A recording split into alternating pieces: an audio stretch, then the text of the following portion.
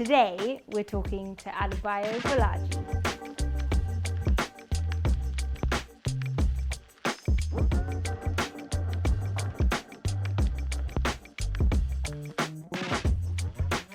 Oui, santé. Santé. Cheers. It's a bit too good. What are we doing again? This is like the perfect scenario. I don't think I've ever done an interview yet where I get to drink. We're going to start with a quick fire to get into it. Just pen or pencil? Pencil, always. Are we jump on your hand right now? Spring or autumn? Ooh, autumn. Tea or coffee? Tea. Lark or night owl? Night owl. Sweet or savoury? Savoury. Forest or desert? Ooh. Forest.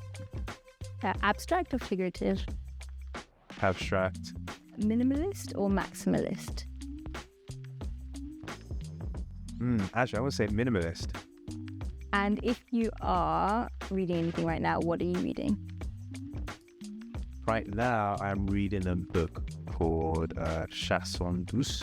So we're here in your studio. Yeah. What do you listen to when you're in here?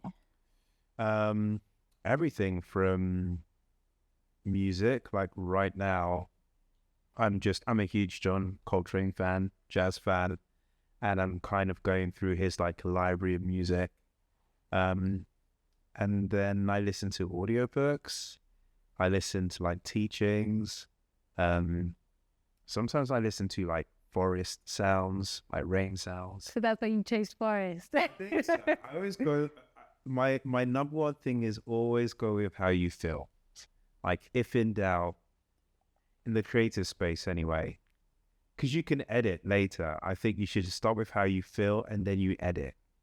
But I think sometimes people start with trying to be smart, intellectual, and they deny the thing, and then you get friction and frustration. So I think go with the feeling first, and then you can like direct. And once you've found your feeling and you've like, hey, this is how I'm feeling today, this is my music, what I'm listening to, how do you start when you get in here? Do you have a set routine, or is it how do you do it? Good question. Like that finding your music thing as well. Sometimes that can actually be frustrating because sometimes I might feel uneasy. I come in here, this is like my happy space, and then I get inside, I choose a track, and then it's not right. And I don't even know why it's not right. Maybe it's right for like 30 seconds, and then I have to change it. And then I'm painting, and then I have to change it again. So like in terms of like structure, what I forced in is like give myself a kind of aim, saying I'm coming in to finish this painting. Doesn't mean I'm going to finish it, but just having that sense of there is something I'm here to do, then at least I've got something to bounce off of. Mm-hmm. So like my typical structure is now it's like Tuesday to Friday in the studios, 12 till 6. Doesn't mean I'm going to do it.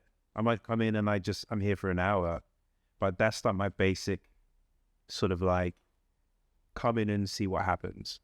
When you're set here and you've got your times that you come in, do you like to have people in here? I mean, I'm here today, but do you usually have people here, or is it very much your solitary space? It always depends on the project. I think I'm definitely a people person.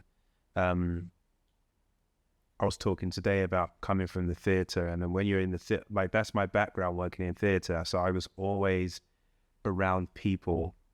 And there's so much richness in being around people because they give you things, not that you're even intellectually aware of in that moment, but it rubs off on you in a way. But then therefore it works the other way where you want to protect your space. And there was a time when I did not want anyone in my space at all. And what's your starting point when you're in front of a blank canvas? I mean, you do sculpture as well. Like when you were about to start a piece, where do you start? With wine. It's really good. Just, I don't think about it. I just do it. Like on it. That's the fun part. For me, painting is like absolute freedom. And so to be able to like do something and know that I can cross it out, it's not there forever. So starting's irrelevant really, because it's, when I mean irrelevant, I mean it's not this thing where I'm like, oh my gosh, it has to be perfect. So how do I start? I just start. Like there's no kind of thing to it. Like just go and do it. And then whilst I'm in the making of it, like I work it out in the actual doing. Do you know what I mean? Mm-hmm.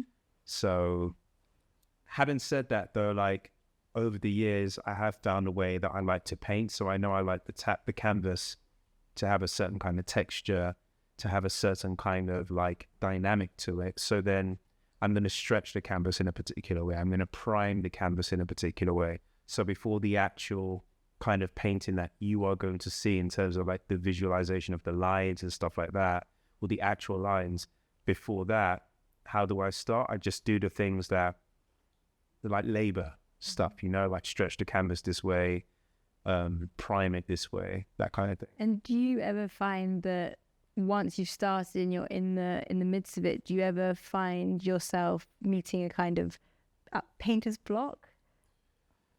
Not really. It has happened, especially if I've got a show coming up when I'm painting till like really like 3 a.m, and I get to a point where I'm like, oh, I'm blocked. But if I'm honest, when I think back, I don't think it's that I'm blocked. I think it's that I'm trying to rush myself due to the fact that I'm choosing to finish that painting in 4 hours time. And I need to be able to, I learn to relax and say, you can still come back tomorrow and it's going to be there. It's not going to go away. And actually, you'll probably finish it in 20 minutes. So the block, the resistance comes in when my ego is saying it wants to do something versus the painting saying, go for a walk, you know? So that now feels like a block because it's telling me to do something and I'm ignoring it and I'm saying, I want to do it. And so it's almost like so you're butting heads. And when you're butting heads, it's like, okay, well, you're not hearing what I'm saying. And so you're not hearing what it's saying. I know this sounds really weird. I'm personifying the paint. What I mean is like, you get what I mean, like metaphorically, like the painting is kind of wanting one thing. And me as the artist, I'm saying, oh, it definitely has to be red. And maybe it's saying, no, we want to use other colors today. And so you have to kind of let go. So you have that kind of conversation with paint. Yeah, it's not like a literal what you want to do. It's a kind of the way you might think about the way you wore your dress today. Like it's a kind of internal conversation you're having for yourself. You're like, this red is really nice. Should I wear the white shoes or should I wear the black? And then it's saying black, black, black. And you're going, oh no, but white. Because when I walk down it, it's probably saying that black, black. Do you know what I mean? Yeah. It's an internal conversation. It's like, but it happens at such speed, it feels like you are only making the decision. But when you slow it down, I think it's a conversation that you're having with something external. It's not just you. And when you're ever in those moments or having those conversations, do you, and making your work, do you ever have the audience, the viewer that will then see your works in mind? Yes. I'm not painting for an audience in terms of, here, this is for you, and I'm not doing what I want. I naturally have a sense of what I call like a third eye full circle. And again, that comes from naturally being a storyteller, coming from film and theatre, but jobs that require you to speak. You're constantly thinking about, at the heart of what you're doing is sharing. And if you're sharing something, it means that you are taking to heart the other person. It doesn't now mean I'm going to lie. It just means that it's a really difficult way to describe it because someone's saying, oh, are you therefore like denying truthfulness of how you express yourself? I'm saying, no, I can still be myself, but there's a sensibility to like the human experience, like how people digest things. you're also thinking about yourself as the audience. So ultimately, like, I'm no different from you, really. And we're no different from the other person. Like, we all at heart bleed or have a pulse. So I'm thinking about a kind of generic human experience. Before you send the works out, if you're thinking about a show and you're like finishing works for an exhibition, how do you know when you've got to that point that the work is done? Just know. I think it's the same with when you're cooking, you know. When you're cooking food, you put a bit of salt and you taste it and you're like, stop. Too much. So it's a constant engagement. It's not just kind of like this is what I mean about the audience. The audience is you, yourself. You're totally engaged in the act of making, because as you're making it, is a sense of stepping back. Like, there's a thing, it's a really cool video of Picasso painting, then he walks all the way back to look at it. And it's funny because you're like, oh, that's what we do, artists. Like, and I think, why do I do that? Like, why do I do one mark and walk all the way back? Like, what's making me do that? Because you want to see the whole thing. Mm-hmm. And you just know when you know. I could literally take this painting here and add something to it, and it could be something else for sure. But where it is now, like, in my being, I'm like, it's done. What would you say to a young artist coming up today with like taking that kind of feeling? I did a talk at Penn State University, and it was the third year. I did what do you call crits with? Mm-hmm. And it was really interesting because the thing that I was asking all of them, what's your vision? Like, what do you want to say? Some ended up crying because they were like, no one's ever asked me that. I'm like, you've been here for 3 years and no one's asked you what your vision is, like who you are. So I think I would say you need to find out who you are, what it is you want to say, and then realize that there's a group of people who are possibly waiting to hear that from you, and they may not be in the four walls of a gallery. They might. I think we need galleries. I love galleries. I show in galleries. They're necessary. But to say that is the only space in which an artist can express himself is wild. Or to even think that's the only way that you can survive is wild. Like, you need to define what space, world, all of those things mean for you, and to be fully convicted and convinced. And if it's a museum, then fully run with it. If it's not, be confident that you still exist on that planet. Like, you're not outside of it. You can be in it. What would you tell your younger self who was starting out? What would you say this was the best piece of advice you were given and this was the worst piece of advice you were given? Without trying to sound too deep, sometimes the worst stuff can even be helpful depending on how you look at things in life. But the best piece of the best, I was lucky that someone wasn't afraid to allow me to see myself, first of all. So I had someone who took me out. I was sharing something on Facebook, and I did something so amateurish. Like, when I cringe when I think about it now. I'll never do it now. This is like when I first started sharing my work, and wasn't really anything on, say, like places like Instagram, and I put something on a Facebook page, my personal one, and I wrote in my status like how much the painting was, blah, blah. The way I wrote everything was just weird.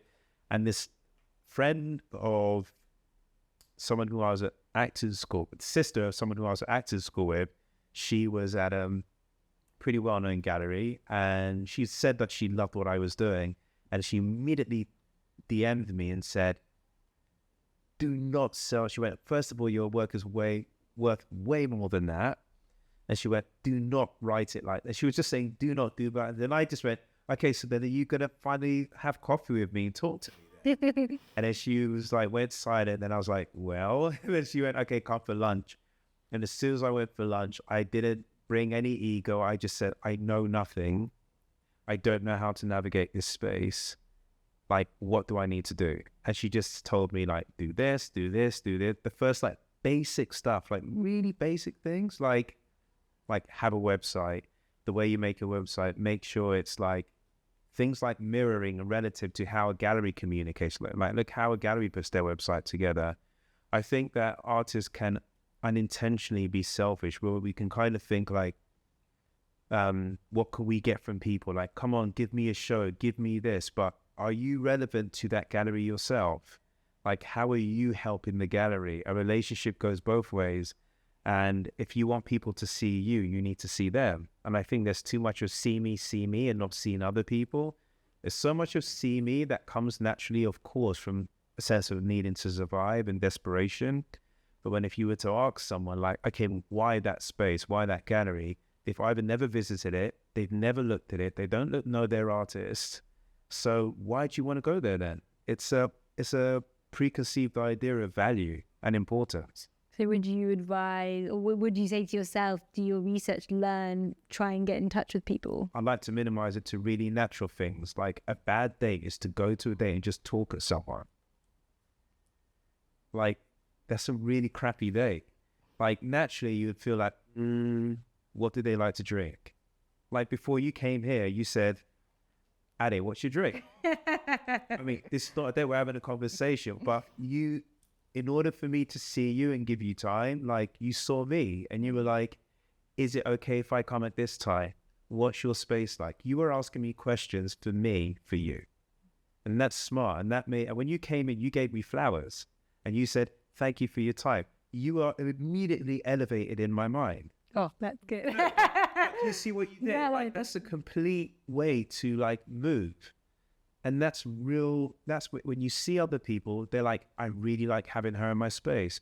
I would definitely give you my space. In fact, if we run over to it doesn't matter. You completely switched. But when it's just like, give me this, give me this, give me this, give me this. We don't like wake up in the morning saying, I want to take from people. It comes from a place of desperation. So I get it.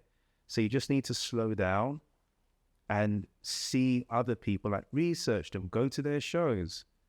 And then they see you like, oh, you've come here a few times. And not like, I'm only here because I want to take from you. Like, have a genuine conversation. Mm-hmm. Sometimes it's slow, but when it lands, it's like you're winning. And bringing it back to yourself and your practice, and you were just saying how you started out posting on Facebook and these kind of things. When did you have that light bulb moment to say, I'm going to switch from acting to art? The light bulb moment is a really long story, but like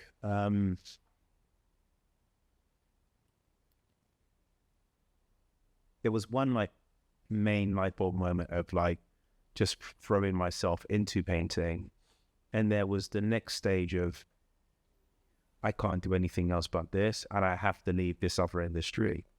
And that was, I actually had no choice because I was doing a play at the Globe, Shakespeare's Globe, and at the time I was still teaching film and theatre on the weekends, and they fired me. Not the Globe, because I was on but I mean the job on the weekend. And they literally said, you've done nothing wrong. They said, you've done nothing wrong, but we need teachers here who are available. But ironically, they wanted teachers who were in the industry. So I'm like, hold on, do you want teachers who are in the industry or not? Mm-hmm. And there was just no way around it. But to me, it was a sign because I kept juggling of like having one foot in the acting world and one foot like painting in my studio, which was in a house at the time. And then I spoke to my agent, and I probably had around 4 to 5 conversations with my acting agent saying, I'm not doing this anymore. And she would be like, darling, who are you going with? Don't lie to me. Like, what's their name? And I was like, there's no one. I'm like, it's like, I'm done. Like, I really have found the thing. And she was like, okay, well, I'll just leave you on the books. Like, I think if you like Google, I'm still on their books. Because she's like, the right thing might come along and you never know, it could be Martin Scorsese who wants you. You're going to say no to that?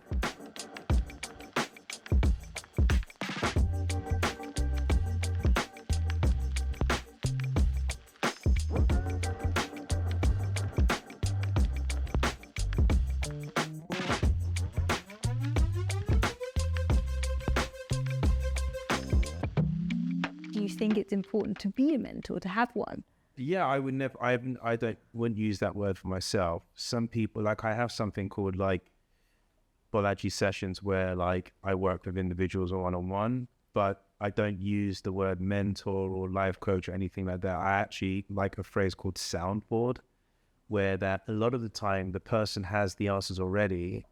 They just maybe for whatever reason are lacking the mechanisms or the ways to release something. And so I just ask questions, like it's like pointing at someone, like a director does of an actor, like what happens if you do this? What about this? What about that? Sometimes you're too close to yourself to see. So if someone's on the outside, they can be like, I think you might want to go a bit left. And then when they do that, it's nice. And then they also have like reassurance. And then a lot of the time I'm actually speaking to a younger version of myself, or a version of myself that didn't know something. That's what it is, really. You know, like you've worked in a gallery space and stuff before, so you have particular expertise where you can speak to someone, whereby you can speak to someone and say X, Y, and Z.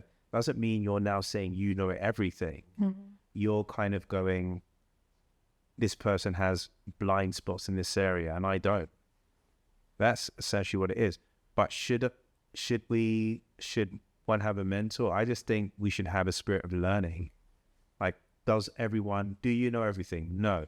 Therefore, it's in your interest to learn. So be open to it. Yeah, be open to it. And if we're dreaming a little bit, is there anyone that if you were going to sit on a carousel and there was a 2-person seater and you were going around this carousel, who would you want to sit next to you and talk to you and pick their brain? Good. Dead or alive? Yeah, I think I would. I definitely.